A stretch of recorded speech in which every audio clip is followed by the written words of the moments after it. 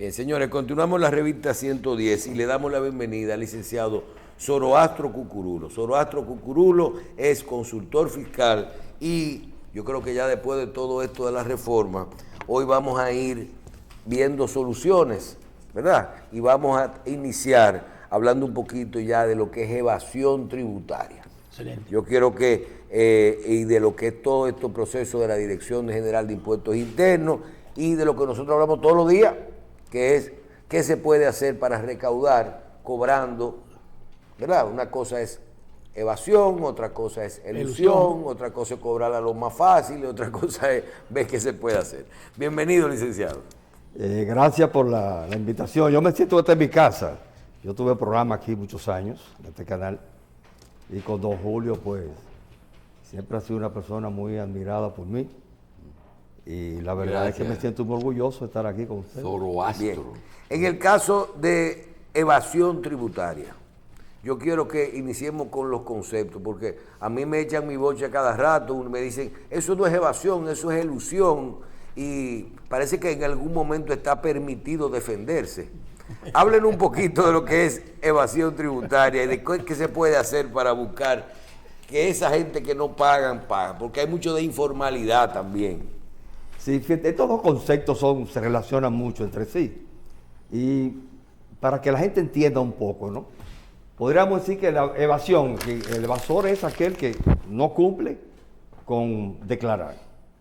A la vez también los que están declarando, cuando ocultan ingresos, por ejemplo, se convierten en evasores. O sea, tú los catalogas como evasor.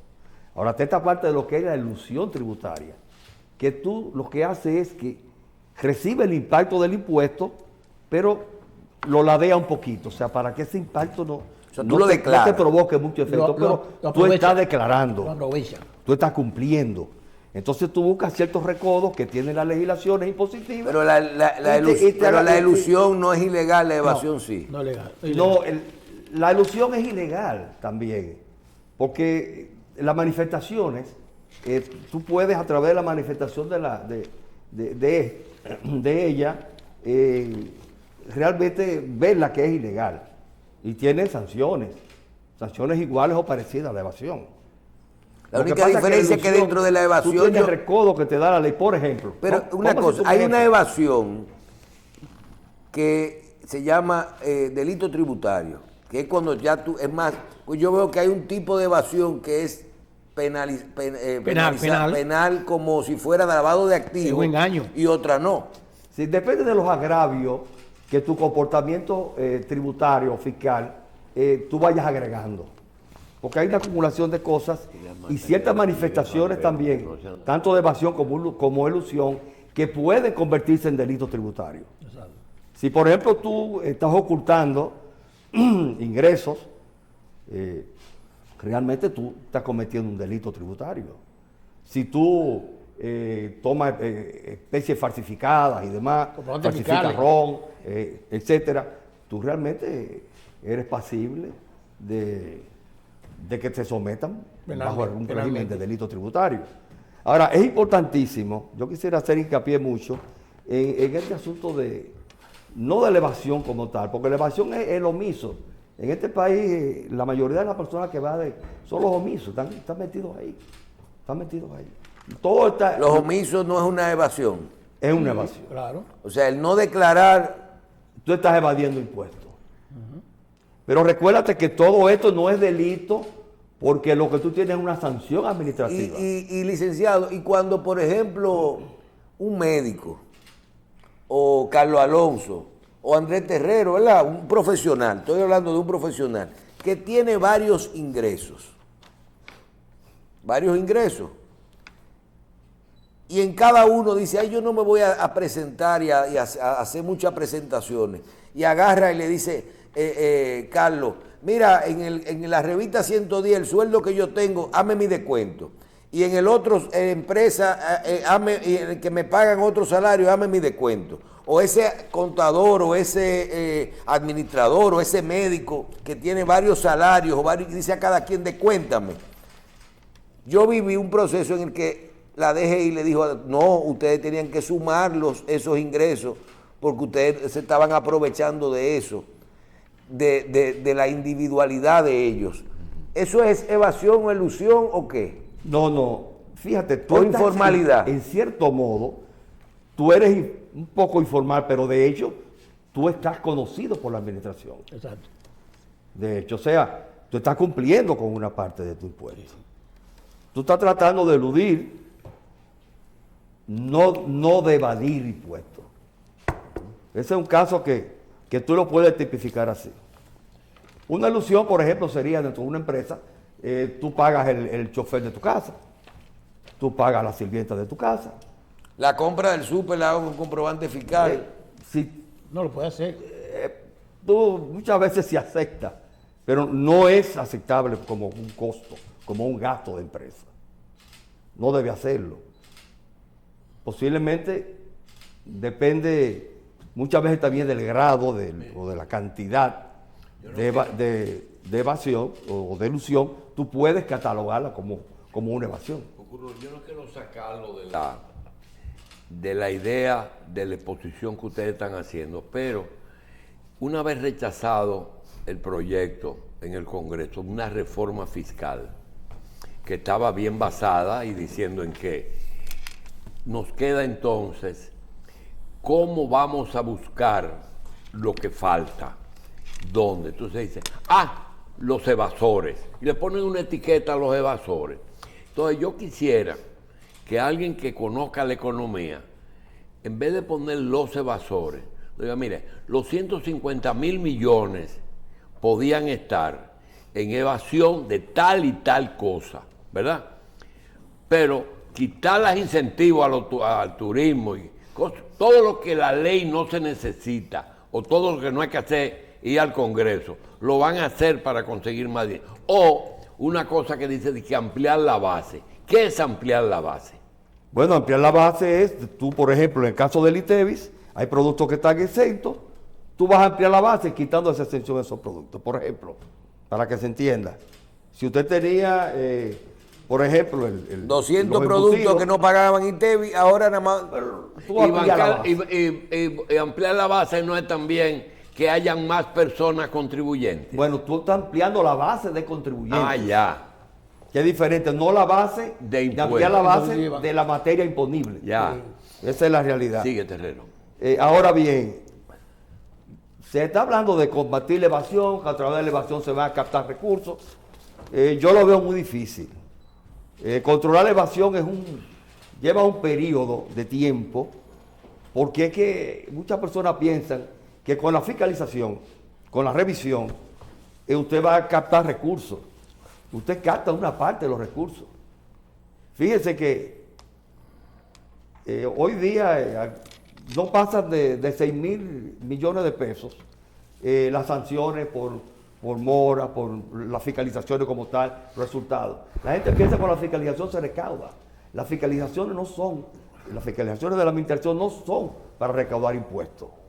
Es para normar el cumplimiento, para que el contribuyente sepa que la administración está ahí, detrás de ellos. Es una forma de inducir a un mejor comportamiento. Pero mire, licenciado, yo entiendo perfectamente lo que usted dice con relación a cómo uno debe ser, para la administración tributaria, difícil conseguir un evasor. Sin embargo, la administración tributaria tiene estipulado los porcentajes de la gente que está evadiendo.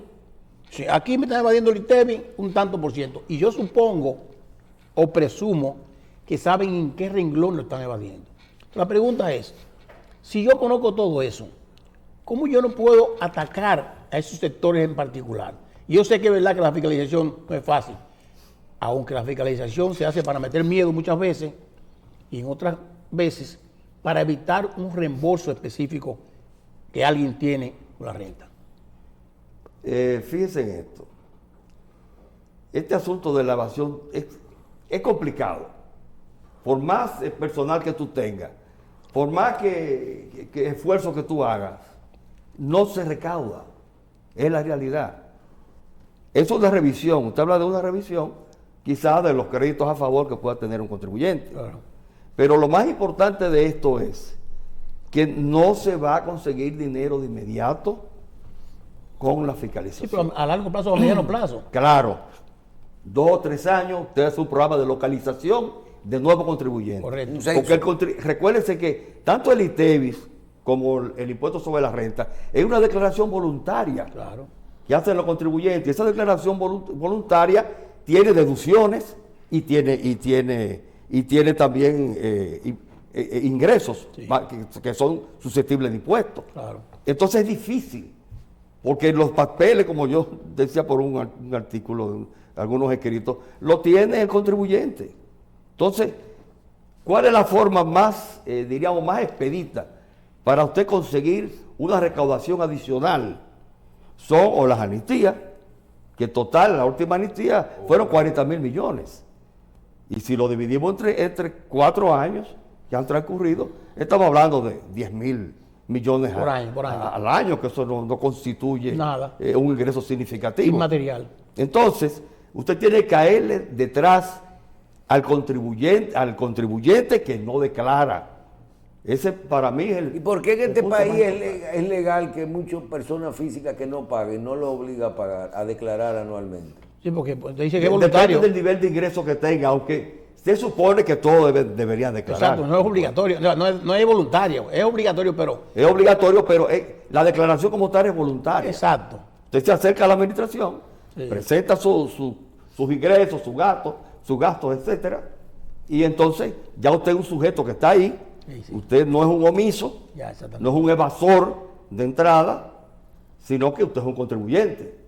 Ahora, todo depende. Si la administración no cree en lo que yo le estoy diciendo, entonces tiene el recurso de fiscalizarme Sí. para hacer comprobaciones. Correcto. Pero esas comprobaciones, imagínense, esta amnistía fiscal que hubo, se hizo realmente porque había demasiado expediente acumulado de cosas que quizá impuestos determinados melaganariamente.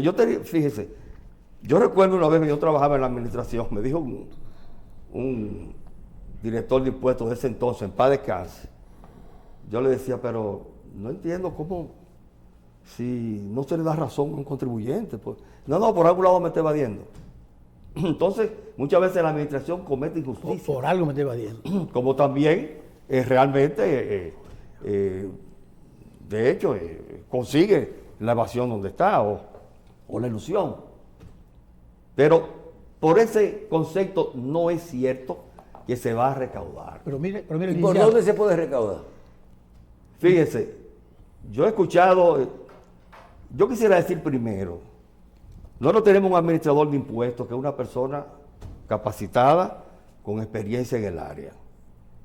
A esta persona, cuando usted va a hacer una reforma fiscal, es la primera que el presidente llama, por supuesto, en el caso de impuestos internos o de aduana, porque la aduana es más simple, porque usted lo que hace en aduana es perseguir a los contrabandistas, a los falsificadores, pero para usted pasar por aduana tiene que presentar la mercancía, presentar un manifiesto. Es diferente a lo que es la función de los impuestos internos, en este caso la DGI. Entonces usted no puede dejar a un director que tiene la capacidad, además con asesores, economistas por ejemplo, economistas y abogados que no son expertos en el área. Usted tiene que hacer director, ayudarlo, creándole un consejo de asesores para hacer una reforma fiscal con personas que tengan experiencia, que hay muchas personas con sobrada experiencia en materia de administración de impuestos. Eso es un área especializada. Aquí cualquier economista, muy buenos economistas, que te hacen proyecciones y demás en base al PBI, y por eso te dice que la evasión está en tanto. La evasión no es tan alta. Yo siempre he tenido la percepción de que no es tan alta. Realmente aquí se exagera. Y en cuanto a la pregunta de cuáles pudieran ser las fuentes, yo le voy a citar algunas cosas. Por ejemplo, para impuestos sobre la renta, tú tienes que ver por dónde que va la evasión. La evasión de impuestos sobre la renta y la ilusión viene a través o del ocultamiento de ingresos o de las deducciones. Que tú haces un uso el gasto. excesivo e incorrecto de deducciones. Y de los contribuyentes omisos. El ITEVIS, usted tiene la evasión por contribuyentes omisos que uno no sabe si el contribuyente omiso le está haciendo un servicio a la, por ejemplo, al detalle, los detallistas, los colmaderos, para que se entienda mejor, los colmadones no cobran ITEVI, Se supone que tenga un precio. pero sin embargo están pagando el ITEVI al suplidor. Correcto. Entonces, en cierto modo, lo pierden. el público en general se puede beneficiar de que él no le está cargando impuestos a su valor. Pero que se lo está pone en agregando. el costo. ¿Te entiendes? Se Lo supone, baja el costo. pero- Si él calcula Sí, su y ya. costo con el ITEVI incluido, Sí, no es que él no lo está pagando, y ya. él lo cobra más para adelante. Bueno, lo cobra, pero no se es lo lo está- que no lo transparente en la factura. Bueno, pero puede ser que sí. No, lo está puede ser perdiendo. que no. Lo está perdiendo, Michelle. Pero en el momento que te dan un papelito a ti con el ITEVI, por ejemplo, los supermercados, Ay, aquí en señor, los supermercados sí. ustedes son expertos. Si tú compras un producto a 100 pesos, yo tengo un colmado y yo compro un producto a 100 pesos y ese producto me llega a mí por 100 más 18, que son 118. Y yo ese producto lo vendo en 200. La proporción, aunque yo no esté cobrando el ITEVI, que yo estoy pagando más para adelante, La proporción debe la ser. proporción entre los 100 y los 200 que yo vendí, aunque ahí está el ITEVI, esa parte nadie está, yo no lo estoy cobrando ITEVI a nadie, no lo estoy cobrando en mi costo y me estoy quedando con él. Pero no está Mira, bien. No está bien. siempre se habló de que el ITEVIS no hacía un efecto piramidal, Sí. porque es un impuesto neutro, porque el ITEVIS que tú avanzaste te sirve como crédito fiscal. Lo transfieren. Pero ahí es donde ha venido el gran problema. El ITEVIS ayudó muchísimo a las recaudaciones de impuestos sobre la renta. ¿Por qué? Porque es un impuesto policía. La gente tenía tenía la propensión a que para recuperar el ITEVIS de atrás, que había avanzado, declaraba y ponía en falta al que le vendía. Entonces el que le vendía tenía que declarar, como si fuese un policía. Pero ya eso desapareció con los comprobantes fiscales, esa función que tenía el ITEVIS. Porque todo el mundo está obligado a tener un comprobante fiscal para poder deducir un gasto. Entonces ya tú puedes jugar un poquito más con este asunto del ITEVIS, porque a través de la deducción hay una evasión fuerte. Fíjense, yo he visto contribuyentes que compran facturas fiscales, Exacto. Es un delito tributario. y es un delito, Sí. pero se da ese caso. Muchísimo. Y no solo compran la factura fiscal, sino que también que en cierto modo compran los créditos de ITEVIS. También. Por ejemplo, si usted importó mercancía, usted importó un bien de capital, usted tiene un crédito de Y no ITEVIS tiene cómo compensarlo. y no tiene cómo compensarlo muchas veces. Y lo puede vender. Entonces usted se Equivocadamente. la busca y Sí, sí. mira el sector servicio. Sí. Eso es lo que más. Eso por ahí hay mucha evasión Sí. del ITE. Mucha. Entonces, a veces uno se pregunta, caray, ¿valdrá la pena Invertir para eso. que el ITEVIS es un impuesto a las ventas? ¿Valdrá la pena seguir con este sistema de débitos y créditos? Eso hasta complica al pequeño, al colmadero y demás. Pero usted no está proponiendo hacer un impuesto fijo a todo y quitarnos ese problema de impuestos sobre la renta y De impuestos sobre la renta, sí. Pudiera haber un impuesto fijo. ¿Usted propone un qué? ¿Un 4, un 6 y un 10? No. Impuestos internos tiene la base de datos de todos sus contribuyentes. Si Impuestos Internos considera que hay una evasión X, solamente tomando una matriz que ellos tienen, que fue creada por Juan Hernández en el año 2010, la norma creo que es 0210, te establece una serie de parámetros, que es lo que le llaman los coeficientes de tributación, coeficiente efectivo de tributación, que es un promedio, es como lo que llamábamos aquella curva de Gauss, es como un promedio que usted saca de todo el que pagó impuestos, las cantidades, y lo divide entre la recaudación a cada sector económico. Porque se ha hablado también de una sola tasa, y que todo el mundo la paga sobre el ingreso. Yo he visto en varios programas de economistas que están planteando una situación viable, Pero en el impuesto sobre la renta. pero en impuestos sobre la renta, pero no solo un solo nivel de impuestos. Usted debe hacerlo por sectores. Exacto. Hay sectores que son más productivos que otros. Correcto. No hay sectores que ya están pagando un impuesto más alto, tú no se lo vas a poner más bajito. Tampoco. Entonces, el asunto es tú plantear el caso a los contribuyentes, y mira, tú te sales fuera de la matriz, tú estás fuera del coeficiente de tributación. El coeficiente de tributación es este ahora, pero hay que hacer un cálculo, pues usted no tiene todos los instrumentos para hacerlo. Eso por un lado. Eso por un lado. Por otro lado, en cuanto al ITEVIS, yo me atrevería a proponer fórmulas de obtener recursos rápidos, sin que las personas se sientan mal. Arranque ahí, ¿cuáles? Sin que el público en general, Se van a sentir la mal como población. quiera, ¿cuáles son? Mira, yo lo primero que haría es, si el porcentaje de evasión de ITEVIS, como dice, un 45, un 46%, yo digo, bueno, las deducciones de ITEVIS, todos los créditos fiscales de ITEVIS, se van a someter a un régimen de reducción. Por ejemplo, no quiero los servicios. Los servicios no se va a permitir que usted deduzca los impuestos avanzados. Por ejemplo, el asunto de usted como empresa no puede deducirme lo que usted gasta en bebida para regalar en Navidad. O yo voy a reducir la base completa de todos los ITEVIS. Ese cálculo, yo estuve detrás del monto. Ahí, el formulario del IT1, tú te vas a dar cuenta que hay una serie de deducciones que son ITEVIS avanzados. Si tú dices, bueno, del 100% que está avanzado, yo te voy a aceptar el 100%. Te voy a aceptar un 55, un 60. El resto, vamos si se quiere, vamos a prorratearlo hacia adelante. A 36 meses, por ejemplo. 36 pagos. Eso es una parte. O sea que tú vas a reducir las deducciones. Yo presumo una evasión, yo te la voy a reducir ahora. Yo me voy a cobrar de ahí.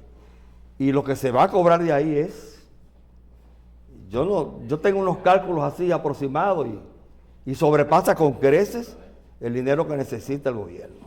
Si hacen eso. Con eso nada más. Otra alternativa sería bajar la tasa del ITEVIS a un 10. Y subirla, y aumentarle. No. Dejemos la cosa como está. Ser tarifario, como decimos los O sea, bajar el impuesto que la gente va a pagar. Te baja el impuesto al 10, pero no hay deducción de ITEVIS.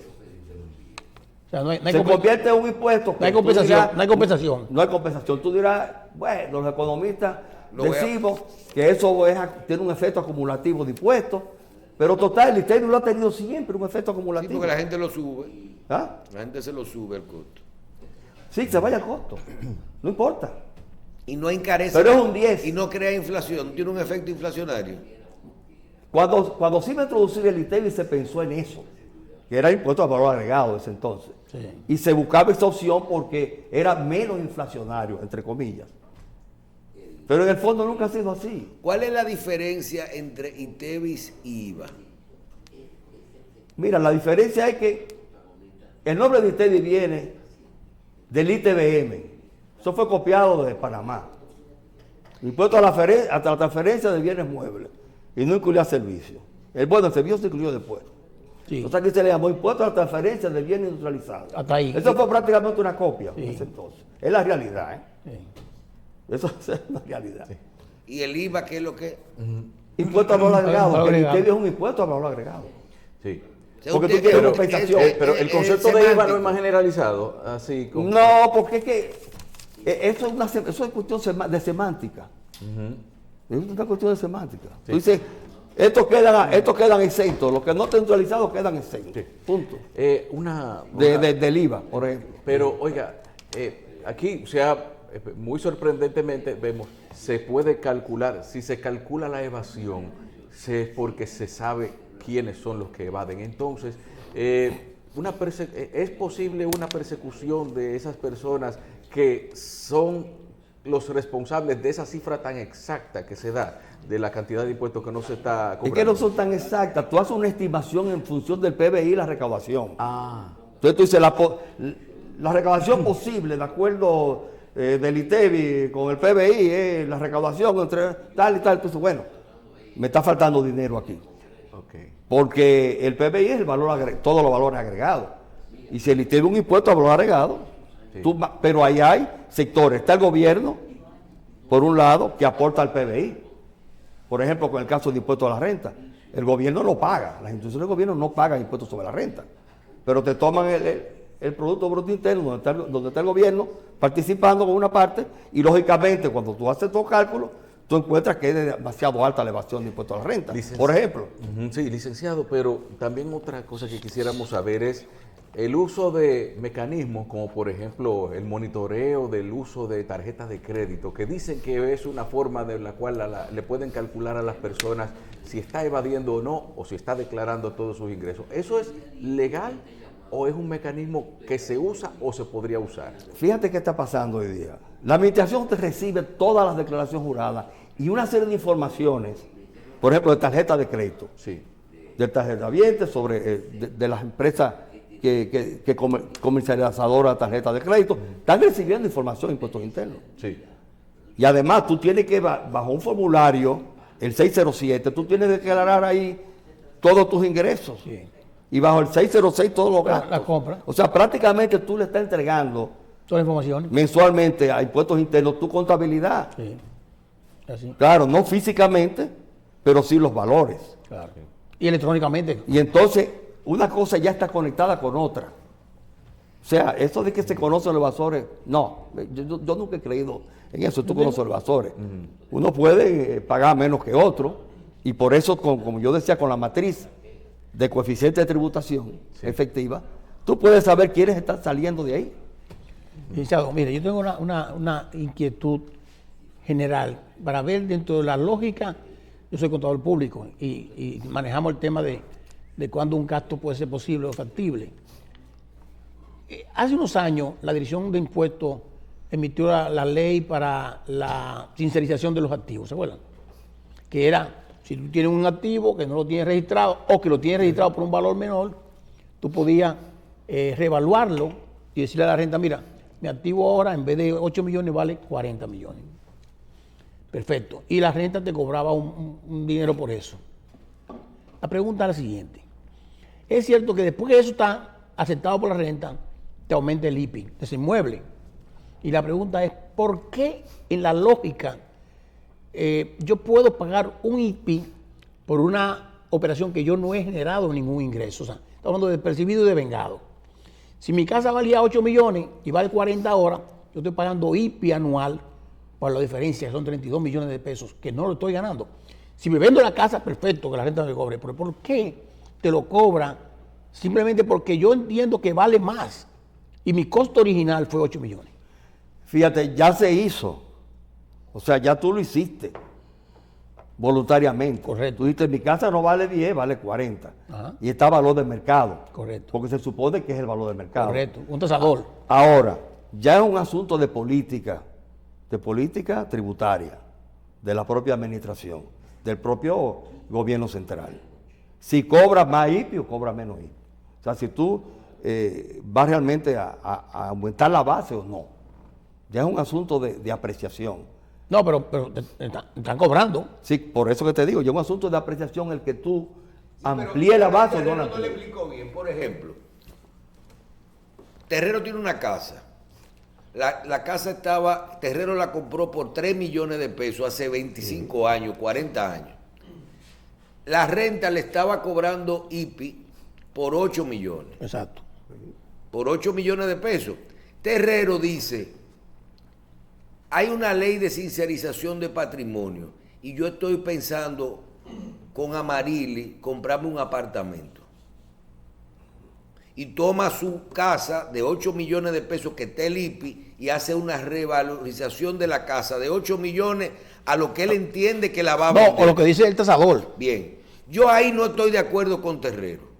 Ahí yo estoy de acuerdo con usted. ¿Por qué? Porque Terrero fue que dijo, esta casa vale ahora 35 millones En el mercado. en el mercado y yo, si no ha vendido la casa porque no ha encontrado cliente, él va a tener que seguir pagando su IPI por 32 millones de Y pesos. se está economizando un impuesto a la ganancia de capital. Bien, claro, porque hay que ver cuando eso. lo venda, cuando se realice. Sí. Sí. Bien, por eso yo no estoy de acuerdo con él. Ahora, en el caso mío, que mi costo de adquisición fue 3 millones de pesos, porque la compramos juntos el mismo día las dos casas. Sí.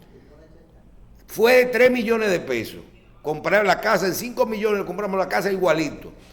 Y que el IPI está en 8 millones o 9 millones y yo no revaloricé mi casa porque yo no la he vendido ni la quiero vender. ¿Por qué la renta yo tengo que pagar el IPI de 8 millones y no por mi costo de adquisición? Es lo mismo. Que es lo mismo. No, porque tú sí dijiste, yo no quiero pagar la ganancia de capital, yo la voy a revaluar. Espérate, que tú no te hagas el eludo. No. Vamos, explíquenos si eso es legal de la renta. Fíjese. Mira, en cierto modo la ley faculta a la DGI, o las normas, vamos a llamar de normas, porque muchas veces puede ser un decreto por el Poder Ejecutivo a través del propio Catastro Nacional, puede establecer los valores, y la ley del IPI, que es lo que era el IBSS antes, le da facultad al Catastro Nacional a establecer los valores. Entonces el Poder Ejecutivo, por decreto, establece los valores según sectores y demás, si tienes servicios o no, si queda exento o no, pero ya todo prácticamente está cubierto por el IPI. Impuestos Internos ha ido hasta zonas rurales que ellos van. La declara turística, declara urbana. No es que yo vaya voluntariamente, sino que ellos llegan. Pero mira, esto no vale esto. Sí. Exacto. Y ya hoy día con el asunto de la georreferencia y demás, hace muchas cosas. Sí. Pero realmente ellos han buscado el mecanismo. Lo que pasa es que el legislador dominicano no ha puesto las reglas bien claras a Impuestos Internos para que no haga eso. Porque la verdad es que resulta... Usted dirá, bueno, esto es valor de mercado, sí. Yo me costó esto. Pero hay una cosa, hay una situación. Por ejemplo, en Estados Unidos, los estados tienen impuestos a la propiedad. Sí, claro. Pero tú puedes postergar ese impuesto o no pagarlo si tú le dices, mira, yo pienso comprar otra propiedad. Sí. Y si compras la otra propiedad al mismo valor por la que tú la vendiste, tú no pagas el impuesto. Tú no pagas ese impuesto. No vas a pagar impuesto a la renta por eso, por esa ganancia que tú has tenido de capital. Pero en verdad, aunque lo que yo reclamaba, lo decía, también lo hace Estados Unidos. Estados Unidos dice, aumentó la propiedad y te voy a cobrar Entonces, por eso. ¿cuál es el principio? 1%. Que tú tienes una casa que vale 3 millones, si tú la vendes, si tú quieres que quieres mudar de ahí y vas a buscar otra propiedad parecida o equivalente a esa, tienes que pagar 20 o 30. Claro. Entonces tú tienes una pérdida, tú has estado con 8 millones, has estado incluso hasta pagando, si te la aumentan a ese valor, no tiene ningún sentido. Porque es que las propiedades han adquirido su valor. Exacto. O sea, y tú no puedes ir poniendo posiblemente, el impuesto en función a ese valor de mercado. Para que entienda. O sea, si vamos a suponer que tú lo que has hecho un cambio. Pero mira, qué interesante. La ganancia de capital que yo se supone que obtuve y no pagué impuestos por ella en un momento determinado, porque lo declaré voluntariamente de 8 a 40, pero con ese dinero voy a comprar otra vivienda. Entonces esta vivienda ya está inflada también por la inflación. Entonces dice, oye, no entré el dinero que me gané, no me lo gané. Tú no has tenido ganancia de capital ahí. Exactamente. Entonces, lo más conveniente era, y claro está, en función de conseguir una buena recaudación a través de la amnistía fiscal, que te incluyó que tú revaluaras. Sí. Dame un porcentaje, Es por lo que se hizo. que no es el 25%, Sí. Que por pague ciento, su IPI ahora. un bajo porcentaje, y yo te acomodo, y ya tú subiste tu propiedad, y si tú haces el cambio mañana, tú no vas a tener esa ganancia No vas a capital. pagar, claro. Claro, ahí se incluía también las revalorizaciones de activos, Claro. de acciones, todo de las La empresas. compramos compañía, claro. Y te daban si al año siguiente tú repartías Dividendo. esos dividendos. Ah, que no podía hacerlo. No. Porque se Tú, supone que después del por año tú por podías revaluación. revaluar. No, revaluarlo, todo sí. Oye, tú revaluabas y podías también recomprar, decir, devuelvo mi inversión ahora, al año. O sea, si tú tenías 10,000 pesos en una empresa y tú lo revaluaste en 10 millones, Sí. tú puedes mañana, al año siguiente, tú podías realmente decir, mira, yo me emito las acciones por 10 millones Y al cabo de un mes o dos, después de transcurrido el año, devuelve parte de mi inversión. Entonces tú sacamos dinero ahí Sí, sí, libre claro. de ganancia de capital. Claro, claro. Mire una cosa, el licenciado, Michelle y yo... Y esas son una forma de ilusión, Ilusión. legal. Y, legal. Mire, Michelle y yo siempre decíamos que la reforma fiscal, y también Carlos, era obligatoria, ¿verdad? Había que hacerla, estaba retardada hace muchísimo tiempo, y que a la gente se preparara porque le iban a dar un tablazo. Es lo que decíamos. Y como todo lo que usted ha dicho, por ejemplo, óyeme, si la evasión no es tal o tanto como se dice, la única forma en que el gobierno tiene para recaudar es o aumento el impuesto, o disminuyo el gasto, que es muy difícil, o recibo donaciones, que es muy difícil, o tomo prestado para tener un presupuesto equilibrado. Real y efectivamente no hay más, no salida, ¿verdad? Eso es lo que hay. Fíjate, yo vuelvo e insisto, para mí, en la forma más, quizás menos traumática hacia la población, es tú decir, mira, del ITEVIS, la evasión normalmente está por aquí, a través de las deducciones, indicadores, ¿eh? a través de los créditos fiscales, yo te lo voy a limitar a una cantidad X. Yo hago los cálculos, porque Impuestos Internos tiene toda la data ahí, Claro. de cuánto ha sido cuánto es el valor total por mes de deducciones. Entonces tú se la voy a reducir en un 20, un 30, un 40%. Esos créditos. Sí. Entonces ya tú vas a tener una recaudación, pero muy superior a los 150.000 millones de pesos. 150.000 millones. Ya. Muy superior. Muy bien. Por ese lado. Sí. Igual también que si en definitiva cambia el sistema de bajar el ITEVI, como yo digo, a un 10% y eliminar todo lo que dedució y se convierte en un impuesto a las ventas puro y simple, Exacto. no de tipo de valor Un impuesto a las agregado. ventas, claro. Muchos economistas te dirán, soy inflacionario. Siempre el ITEVI fue inflacionario y seguirá siendo inflacionario. Fíjese, por ejemplo, que dice, no, que la vivienda está cargada de ITEVIs y son llevados al costo. Claro. Todos esos ITEVIs, varilla, cemento, bloc, Eso todo, va sumado. paga ITEVI, Sí. paga ITEVIs. Sí, sí. Y eso nadie lo recupera. Eso no se compensa. Eso lo está pagando el comprador al final, Así es. porque se incrementa el costo Así es. a un bien exento. Sí. Igual sucede con muchos bienes exentos, incluso con productos médicos, los envases de la medicina, Sí. que tienen un alto porcentaje del costo. Aunque la medicina esté Porque la medicina está exenta, pero- va al costo. Exacto, el componente no. Y de una manera u otra está pagando ITEVIS. Bien.